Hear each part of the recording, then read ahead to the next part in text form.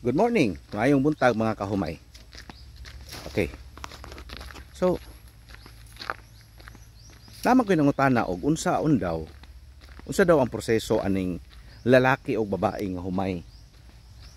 Okay? So, naglibog daw sila unsa daw ang lalaki, unsa pud ang babae nga humay. Okay, so I'll just make it clear and I will just give ideas on ngano ingon ani siya. Okay, so basically sa seed production, hybrid rice seed production, excuse me, we all need two types of rice. Kanang ginatawag na to og lalaki, mao na siya ang R line, og ang babae mao na siya ang female line. Okay, so A by R, so naay babae, naay lalaki. So ang proseso niya is cross pollination. Okay, the same sila nga itanom, muturok, muunod, kaya lang naay kinaiya nila nga dili pareho. Ang babae or the A line, female line is baog. Okay, and then ang lalaki, which is the R line, which means restorer, mo ni siya ang kanang naa siya kanang iyahang gitawag nila og kining pollen nga maotoy mo adto sa babae, sa female line, and then i-catch to sa babae, muto siya mo develop nga magkaunod siya. Okay, so ingon ani siya mao ni oh. Okay, so okay, mao ni siya ang lalaki. Okay, as I've said sa katong mga videos nako, kaning two line mo ni siya ang lalaki or the male line, and then this 12 line nga naa sa tunga nga medyo dark ang color, mo ni siya ang female or ang babae. Okay, so kana makita ninyo nga tag-as kaayo, mo na siya ang lalaki. Okay, so kani siya ika-8 naman karon nga pollination. So as you can see, kuha na siya kanang develop na ang iyang unod sa lalaki ni ha. Okay, as well as ang sa babae. Okay, mao ni siya ang babae.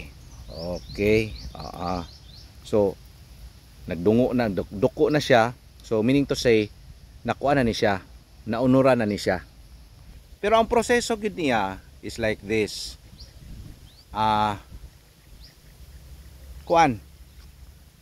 Naagi cross pollination nga mahitabo. So ang ipakita nako sa inyo ha kung unsay porma sa lalaki o sa babae nga samtang naga-pollinate sila, nga naa pa sila kanang gitawag o kanang pollen. Okay, nara oh. Yun. So kani siya, kani nga babae, okay, female line ni siya. Kung tanaw ninyo, naa siya mga puti-puti. Okay, okay, nagnganga na siya. Di lang tayo maklaro sa iyang kuan, pero nay part ani niya nga nag-open. Okay, mo-open na siya kanang murag white nga kuan particle nga naa sa iya, mao na siya ang kanang iyahang but pasabot nga kanang sige pa siya dawat og abog or pollen. So nakanganga na siya ang babae. Okay, una siya kani wala na. Okay, close na siya, close na. Close na. Okay, ang babae daw bubuka, kay ang lalaki muhatag sa iyahang pollen o sa iyahang abog. Okay, so mangita tag lalaki nga kuan kanang naa pa siya pollen, kay halos kasagaran man gud sa lalaki kuan na almost nahuman-human na siya og kuan kanang padulong naman gud ni siya mahuman ang pollination. Okay, anyway, the process of hybrid rice seed production is kana lang gyud siyang cross pollination. Okay, it should be mag-synchronize lang gyud siya, meaning dapat pag bukas sa babae dapat naa na pud ang lalaki, na pud siya iyahang pollen nga mahatag niya sa babae. Okay?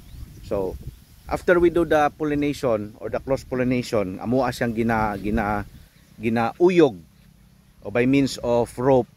Ang kadtog yung abog sa lalaki, mautoy musulod sa babae, and then mo na to siya ang mo develop og iyahang unod. So para sa mga farmers, labi na sa katong mga farmers nga nagatanom og hybrid, ingon ani ang proseso sa pag-develop anang inyong ginatanom nga mga hybrid rice ay na maabot sa inyong mga kamot. Okay, so sa amuha nga mga side sa hybrid rice seed production, medyo crucial ang pag-develop ani niya. It needs a lot of effort and then maayo nga panahon kay para na-produce namo ng inyong ginatanom nga mga hybrid rice seeds. Okay, so kadto lang sa I just give you updates anytime soon. This area is a 2 hectares S by P Mestizo 20 hybrid rice seed production. This is your friend Ading Dimafilis of Ading's Point. Good morning mga kahumay.